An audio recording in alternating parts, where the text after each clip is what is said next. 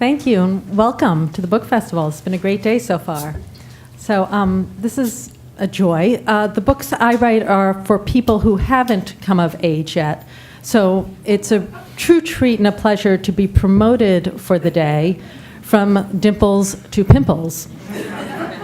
Susan Choi, Adam Mansbach, and Mark Slouka have written dazzling novels focusing on characters that, to some degree, are still juggling the complicated illusion of childhood innocence while confronting the expectations of uncensored adulthood. About Susan Choi's new book, novelist Meg Wolitzer said, "My education is an academic novel married to a novel of obsession. It's almost too pleasurable to contemplate." Susan's first novel, The Foreign Student, won the Asian American Literary Award for fiction. Her second novel, American Woman, was a finalist for the Pulitzer Prize, and her third novel, A Person of Interest, was a PEN/Faulkner Award finalist. Susan was born in South Bend, Indiana, and spent her formative years in Houston, Texas. She currently lives in New York.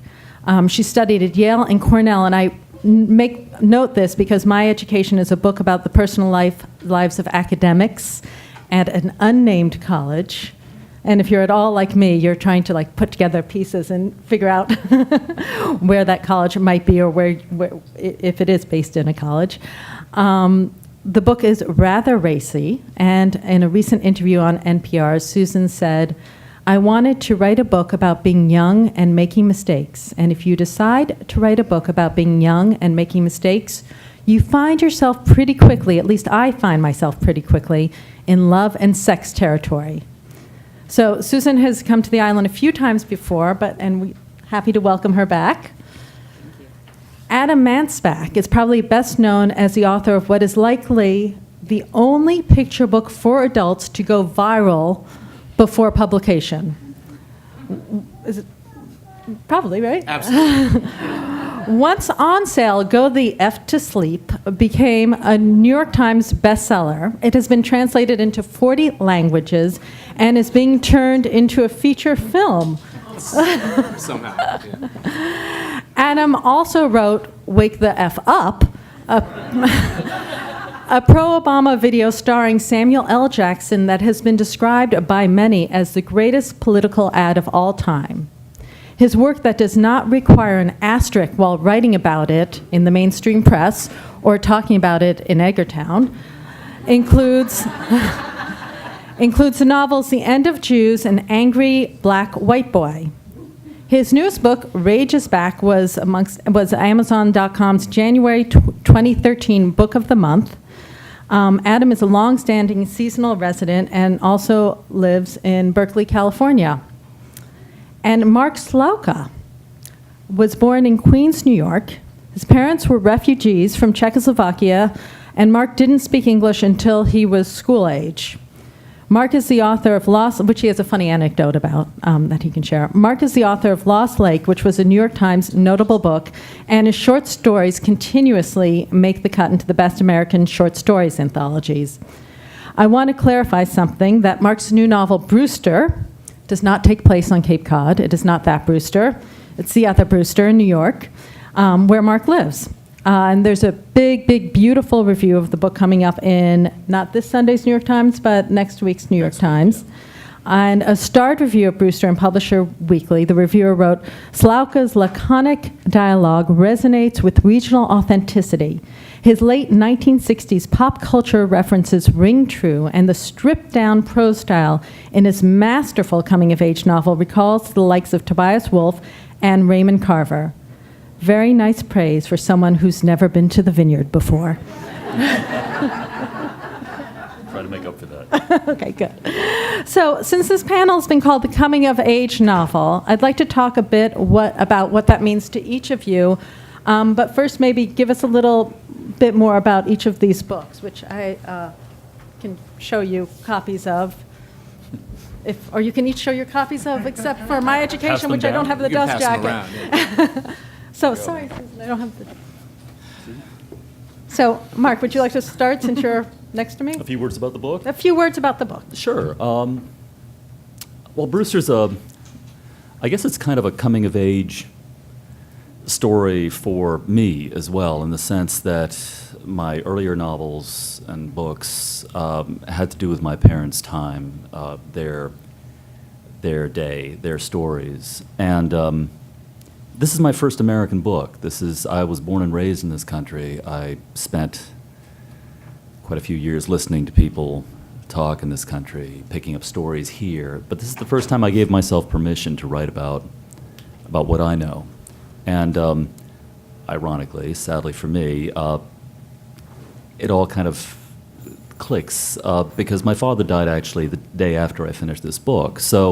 And he was the master storyteller in my life. So, here's the first book where I sort of launched into what I know.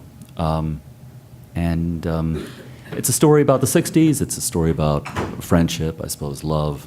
Most of all, it's a story of the wages of grief and of loss, and the possibility for something like redemption. I don't necessarily believe in redemption with as a final thing, but I think that we reach these moments as we're growing, and then it continues later, that clarify something, that allow us to understand who we are and how to proceed, and we carry that knowledge for a little while into the future. Robert Frost used to call it a momentary stay against confusion, and I guess I'd like to think that that's what my heroes achieve at some point. So yeah, it's a coming of age story. If you believe in coming of age, we'll talk about whether that actually exists, but that's another story. I'll hand over to you, Adam. Great. First, I want to give a shout out to my friend Alonzo Philadelphia Wilhelm, who's attending his first literary event ever. Shout out, yeah. Rage is Back is. I've never really thought of it as a coming of age story, although certainly that designation is not inappropriate. It's a magic realist graffiti revenge novel. Also, it's about a kid named Dondi who is the inheritor of a vast body of graffiti lore because he's the son of two famous graffiti writers from New York City's golden era of train bombing, when the subway trains were kind of a vast moving art gallery. This is a situation that it took New York City 17 years and $300 million to rectify, and now the trains are clean. And it's a story about the return of Billy's father, the return of Dondi's father, Billy, who has been gone since he was 2 years old, and he's now 18. He's recently been expelled from a prestigious Manhattan prep school that he refers to throughout the novel only as Whoop-de-Woo Ivy League Weezer Cummin Academy. And it's in some sense about a kid attempting to get to know the father who abandoned him for complex reasons having to do with his own flight from the law.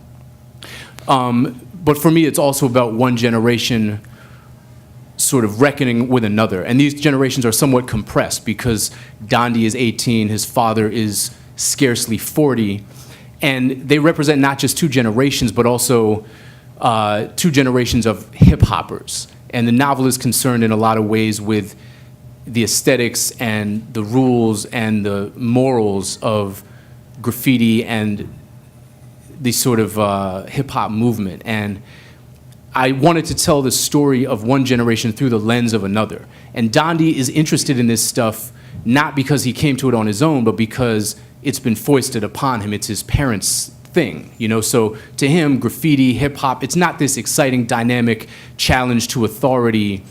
It's like old man shit, It's his parents' stuff. And he couldn't really care less except through the lens of wanting to understand who his mother is, who his father is. So the story involves an attempt by the generation of writers who painted New York's trains in the 70s and 80s and who were then kind of forced into retirement by the policies enacted against them to mount a final comeback and revenge and paint every train in the New York City transit system in one night in order to bring down a former transit cop who is now running for mayor. So, That's what it's about. So that leads me to Susan, and I'm wondering if the college where your school, where your story takes place, is from the whoop-de-woo Weezer Cumming Academy that Mark's character got kicked out of. It's a totally fictional college. Is that my segue? Should I, That's your should I go segue. ahead and say a few words about my education? My education, well, the protagonist of my education is Regina, and she's really only a coming-of-age story protagonist by virtue of behavior and not age, really. She's 21 when the story begins, and actually, by contrast with your usual coming-of-age narrator, she conceives of herself as having come of age. In the first few pages of the book, she talks about how, having graduated from college and arrived in graduate school to embark on the rest of her life, she has grown up, and she capitalizes the G and the U because she's actually not at all grown up, but she thinks that she is. The story, follows her from one bad decision to the next, and the first thing that she does when she arrives at graduate school is she sets her sights on the professor on campus with the worst reputation for sexual harassment and decides that maybe she'll try to date him. So that sort of sets the pattern for events to come, although she doesn't end up doing what she thinks she's going to. That's a tease. That's me trying to be concise. Yes. I don't know how much you want to talk about what does happen, but let's discuss the idea of the coming-of-age novel, which obviously is a great literary tradition. Actually took a class in high school called Bildungsroman, which was a whole semester of coming-of-age novels. And why you were drawn to featuring a young protagonist. Yeah, it's a great question. I mean, the Bildungsroman is it is a great tradition. But I think writers, oh my God, writers are the last people in the world to talk about their books. I sometimes think. And yet the only one. And yet the only ones. We don't want anyone else doing it either. Just read the damn book. I think we kind of often sort of walk backward into our subjects. We suddenly look around and say, oh, here it is, and I have to write about this. They kind of tend to find us. My guys, they really haven't grown up with a capital G or a lowercase g. Two friends growing up in Brewster, which is my Brewster is a long way from Martha's Vineyard. It's a hard place. And each of my heroes, in their way, are based on people that I knew. I grew up with a friend very much like this guy Ray Capicciano in my novel. He was a lot tougher than I'll ever be, and why exactly he was friends with me, I'll never completely know, except that we answered some kind of a need in each other. And he had a little brother named Gene, and he would have laid down on the tracks for that kid, and pretty much did. Not literally, but just about. And took a lot of pain for that little kid. And so, you carry these stories with you for a long time, and you don't even know that they're there, and you do what you do, you live your life, you write what you write, and then they begin to speak to you at some point. And so the whole sort of Italian, Irish, New York area thing, which is probably not that different from, the Irish Boston thing, suddenly began to sound in my ears. And so did I set out to write a coming-of-age novel? No. In fact, one of the things I'm hoping we can talk about is what the hell that is exactly. Because a coming-of-age novel to me sounds like there's a destination. Like there's this place called adulthood where you turn around and you say, oh, I've arrived, here I am. And I'm not sure I believe in that. Because I think I think I'm an adult. I've been an adult for a while, and I'm fine with being an adult. But it seems to me that there's a kind of a nested sense of superiority sometimes that the adult world has. And part of me really feels for the kids. I understand, I think. I remember what it's like to be 16, 17, 18, and to feel surrounded. And you cannot win because the world is arrayed against you, because you're a 17-year-old punk and you don't know the world. You don't know what to do. Love burns very hot at 17. And there are two ways to look at it. One is to look at it from the perspective of 55 and to say, yeah, well, you know, what the hell do you know? You're 17. And that's true. But it's also, you can also look at it with a certain sense of privilege. I mean, it's all or nothing at 17, or it can be. It can feel like that. So, coming of age, do we arrive at that point? I don't know. You know, adulthood brings compromise as often as it does wisdom, probably more often than it does wisdom. My characters learn something. Part of what they learn about is, I think, what the spirit of the 60s was beneath all the, you know, the bell bottoms and the love beads and the bullshit. There was actually something serious happening.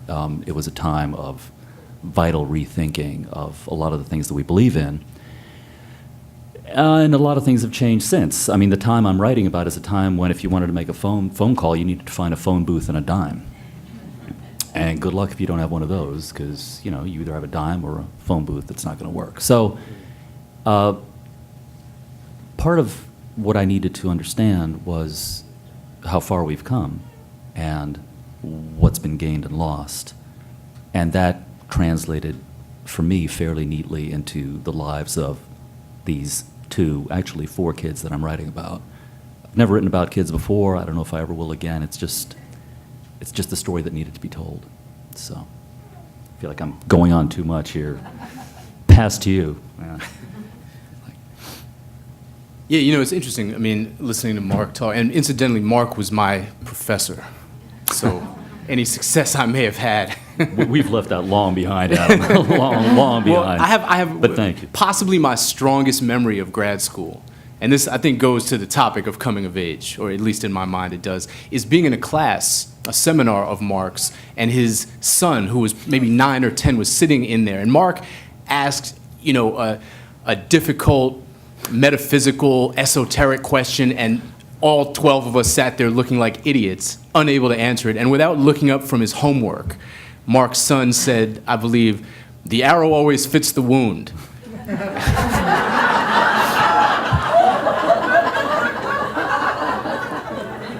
Eight of the 12 people in the seminar dropped out the next day.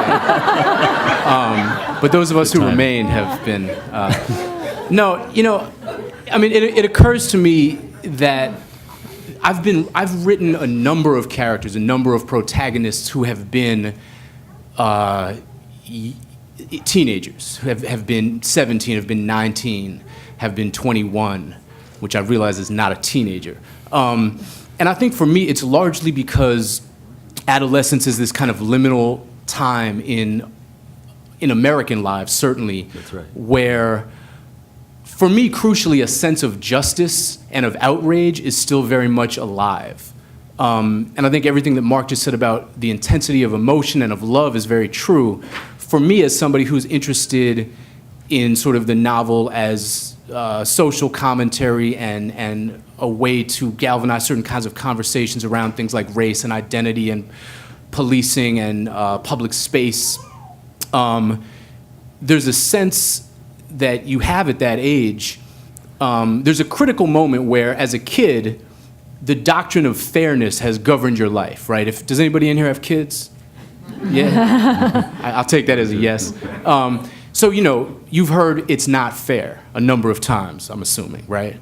And that's a very personal statement. That's a kid reacting to a world that he or she feels is arrayed against him or her, and crying out against it and asking for equitable treatment at the hands of the parents, right?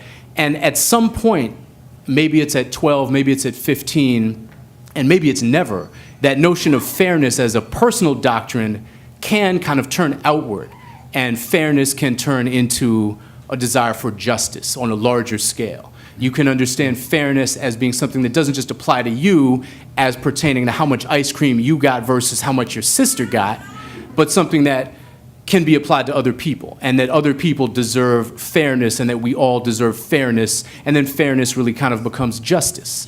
And I think for me, that adolescent period is critical because people either make that transition into a more outward-looking notion of what it means to be human and be responsible and be a member of society at that age, or they never do, or it remains about personal fairness. So I think I'm drawn to that time period because there is that sense of possibility. And if it's not seized upon at that age, then it begins to fade. And for me personally, my own adolescence was marked by a ton of rebellion and of crusading and of political action, and also things that are a little less, the statute of limitations may not have run out on some of them yet, so I'm going to be quiet about them. But I'm drawn to that time because I think there's a sense of possibility that it represents both for the individual and for society that I don't know, I find myself wanting to investigate again and again. That's Susan?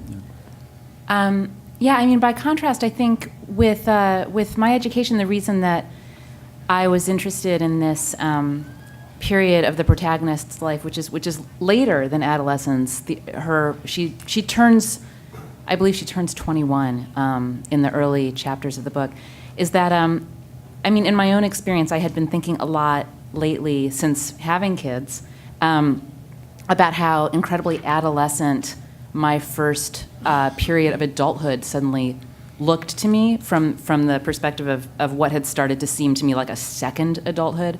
When I first lived out on my own and was a college graduate and was, trying to make my own way in the world, I felt like I was an adult, and now, some 20 years later, I can't even believe how myopic and narcissistic and ridiculous I was at that time of my life. And I'm not being self-deprecating, but I feel like there was kind of an adolescent hangover that for me lasted until almost my 30th birthday.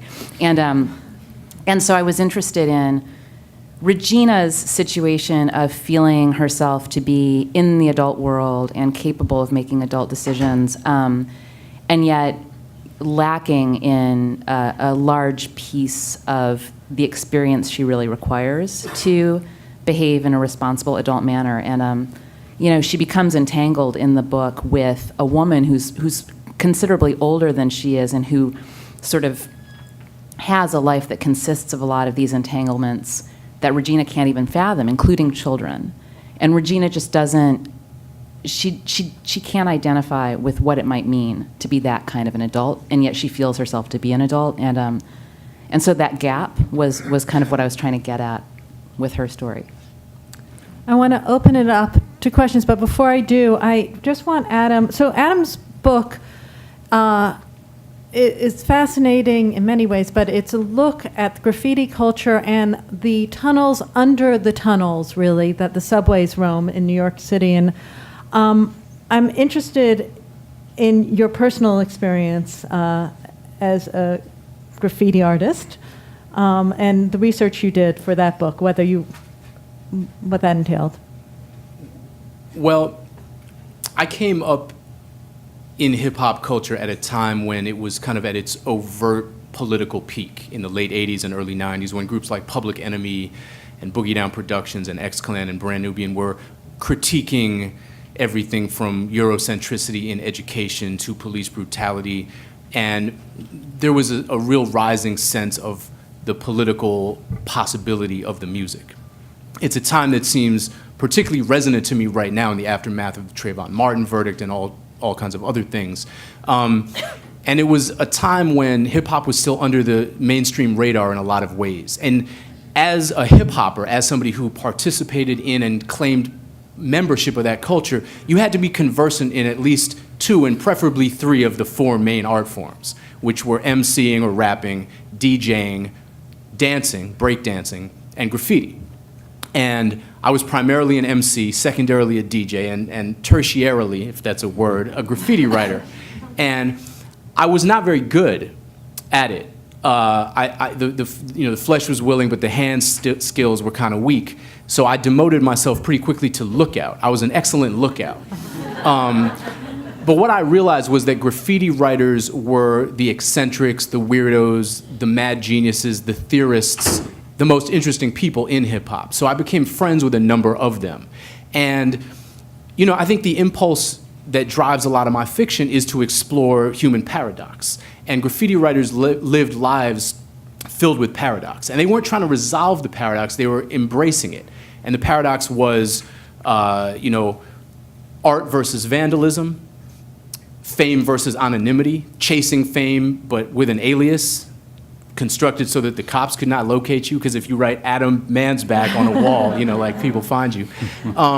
So the research for the book really started, you know, when I was 12 or 13, hanging out with graffiti writers, and I moved to New York to go to college in 1994 and began running a hip-hop magazine and hanging out with some of the legends of New York subway graffiti. And these were guys whose passions and livelihoods, in some sense, had been taken away from them because New York City won the war on graffiti in 1990, and they couldn't write on subway trains anymore. So this thing they'd invented had gone worldwide, and they were famous, and yet they'd outlived it in their own city. So they were kind of a sad and very introspective and irascible lot. And I would spend hours on the phone with these guys listening to stories. All this history had been erased because it was on the trains and then it wasn't. And there was a scattered photo history, but not really a definitive one. And these guys were forced, in a sense, to live in the past. So my research came largely from hanging out with them, talking to them, and going into the tunnels to look at sort of the record of what still existed. And I couldn't have written the book without the assistance of a good baker's dozen of New York City graffiti writers from the 1970s forward, some of whom are pushing 60 right now and still mostly want to talk about who was king of the one line in 1977 and who painted the flying eyeball character first, and, you know, really esoteric shit like that. So I want to open up to the floor if there are questions. Yes. I'm just now thinking, what's the number that followed Taki? 183. 183. Can you say something about Taki 183? Well, Taki 183 is the first graffiti writer to achieve fame, and he did so through a New York Times profile, which is interesting, right? I mean, it's this culture of outlaw and underground fame, and yet the first superstar is anointed by the New York Times. And this is in about 1972, and they did an article called Taki 183 Spawns Pen Pals. He was a Greek delivery boy from 183rd Street. That was before graffiti writers realized that they should be a little more deceptive with the numbers they put behind their names. That's when you begin to get Flint 707, who did not live on 707th Street. He was not the first writer, but he was the first to achieve this kind of all-city notoriety, and he did indeed spark off a movement. He often credits Julio 204 as being his predecessor, but now we're getting very esoteric. Yeah. Any other questions? Okay, then I'll lob one at these guys. The role of parents or parents' figures in your books, in each of your books, is very complicated, and the relationships each of your main characters have to either a parent or a friend's parent or a parent figure is an important part of each of these stories. Anyone want to? Do you want to talk about? I mean, with Susan, with your book, it's the parent figure. Would you say, or maybe that's too much of a stretch? Well, I know. I mean, there's, you know, the character Martha in the book, who's this older woman that Regina comes to know, is a new mother, and Regina's and Martha's relationship is deeply affected by Martha's motherhood, but Regina doesn't even realize this. She doesn't even understand that the fact that Martha has a baby is a major factor in Martha's life, and that was kind of the cluelessness that I was trying to get at and remember. You know, my own thoughts and perceptions in my early 20s, when I always thought of myself as a kid-friendly person who would have kids one day, and yet now that I have them, I realize that I didn't have any understanding of what it meant to have children in your life. And so I wanted Regina to be, in her own mind, you know, she's very open to kids. She babysits Martha's kid, but she doesn't really see the kid. She's kind of blind to this kid. And the story actually follows her into her own adulthood, her second adulthood, and into her own motherhood, and she reflects back. She becomes a besotted, super enthusiastic mother, and at that point reflects back on the example that Martha set. Martha was a very uncomfortable, unhappy mother. She hasn't really embraced motherhood, and so that's kind of part of Regina's maturation, is that she realizes that children are people. And Mark, what's interesting is you say your father passed the day after you finished, and the fathers in this book. Yeah, they're quite a pair. I was just thinking as I was listening to Susan speak. I mean, Brewster's a little different in certain regards. I think it's partly about how kind of matching dysfunctions can stress a kind of the bloom of friendship, if you want to put it that way. My hero is a kid named John Mosier, whose parents are German Jewish refugees who got out of Germany just in the nick of time. And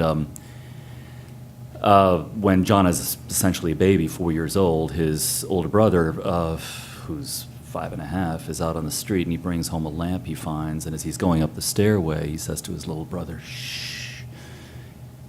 And 5 minutes later, he plugs in the lamp and dies.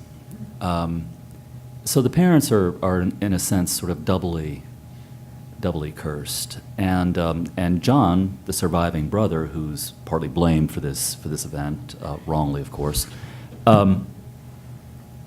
grows up in that space, that silence of loss, of grief. Meanwhile, the friend he makes, Ray Capicciano, doesn't have a mother. Mom split when he was 2. His stepmom splits, 8-9 years later. He lives with his ex-cop dad, also based on someone I kind of knew. And Ray Sr. is a piece of work. I can't talk about Ray Sr. too much in this get-together because I certainly can't quote him. He's not a good guy. But the people who are bad and perhaps even evil are interesting only to the extent that they see it or acknowledge it or recognize it and are themselves tormented by it, it seems to me. And Ray is all that, Ray Sr. is all that and more. So it's a question of a sort of a bad parenting all around. John's home is one of sort of quiet psychological abuse. Ray's home is very much the opposite. You're going to get the back of the hand a lot and everything else. But again, out of that bad parenting come a lot of things. Comes the possibility of, as I said, of friendship, comes something very much like love, comes the question, what am I willing to survive? What am I able to survive? Who am I surviving for? As a footnote, this is kind of maybe, I don't know, so maybe it's too personal, but here goes anyway. John's relationship to his mother, who blames him for the death of his brother,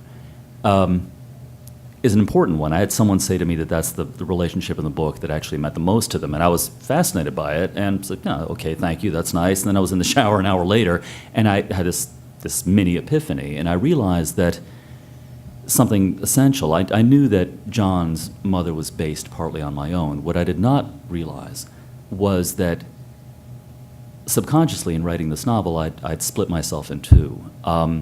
That is, I'm both the brother who survives and the one who didn't make it. Because my mother, who sort of slipped in this sort of swan dive into depression and worse, was always mourning the little boy she lost. That ideal, perfect little 4-year-old, tow-headed kid. And I spent, the better part of 20 years or something saying, I'm right here. I'm the same person. I'm right in front of you. I haven't changed. I